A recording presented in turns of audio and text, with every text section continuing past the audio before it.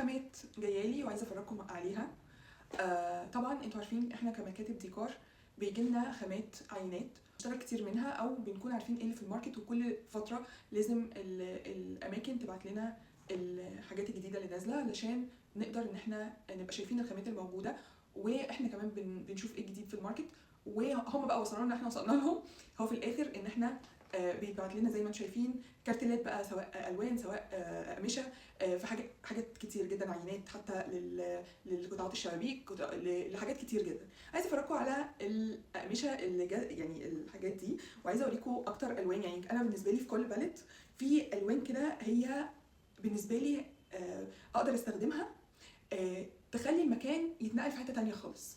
فخلوني اوريكم كده في الباليت دي. انا عايزه اوريكم التكتشر بتاعه القماش. شايفين اللونين بقى دول تحفه. الاثنين دول اقدر اعمل بيهم روم في ريسبشن، اقدر ان انا استخدمهم الاثنين مع بعض، هينقلوا لي التصميم في حته تانية خالص.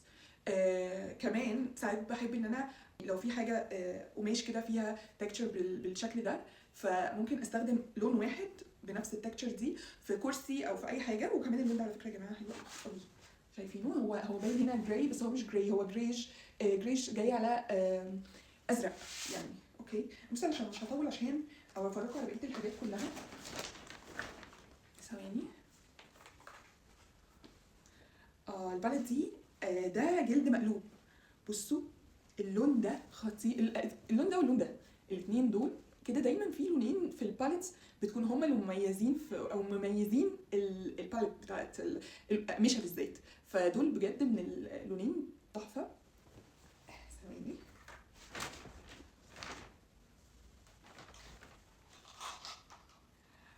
التكتشر دي خطيره يا جماعه، خطيره. بصوا اللون ده واللون ده، انا بحب الالوان بصراحه، بحب الالوان قوي، بحب ان انا ادخل الالوان كده. الالوان بتدي حياه للمكان. اللونين دول بس هم برده مش باينين. انا عايزه اوريكم بس مش عارفه هم مش باينين. انتوا شايفين كده صح؟ ده على زيتي شويه، وده نفس اللون اللي وريته لكم قبل كده، بس التكتشر بتاعتها مختلفه، ويطلع منهم يعني يدخلوا في ديزاين ينقلوه في حته ثانيه، سواء بقى باف او كرسي او ايا كان. بجد حلو جدا.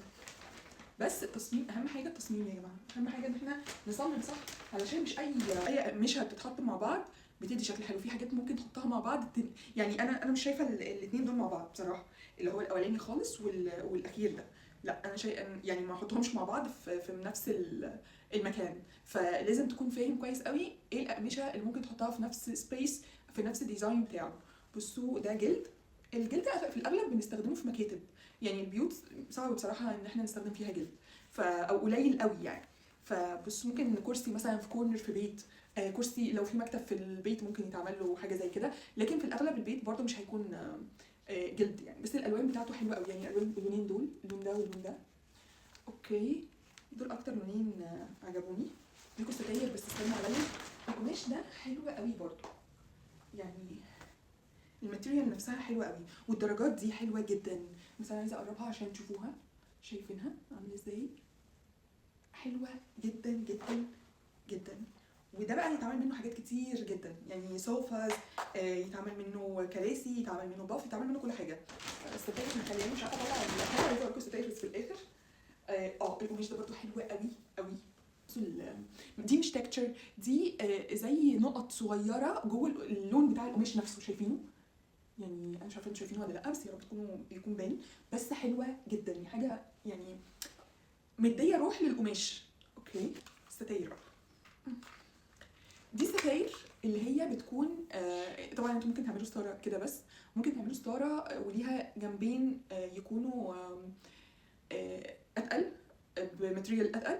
بس انا بفضل الستاير دي في ريسبشن، يعني ممكن اعمل في ريسبشن ستاير زي كده.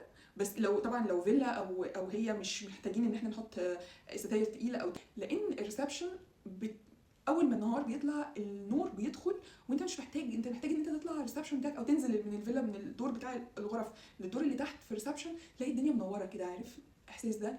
فساعات كتير ممكن ان انت تعمل في الديزاين برضو مهم جدا ان انت تكون عارف الديزاين بتاعك هيحتاج ان انت تعمل ستاير بماتيريال اتقل ولا لا.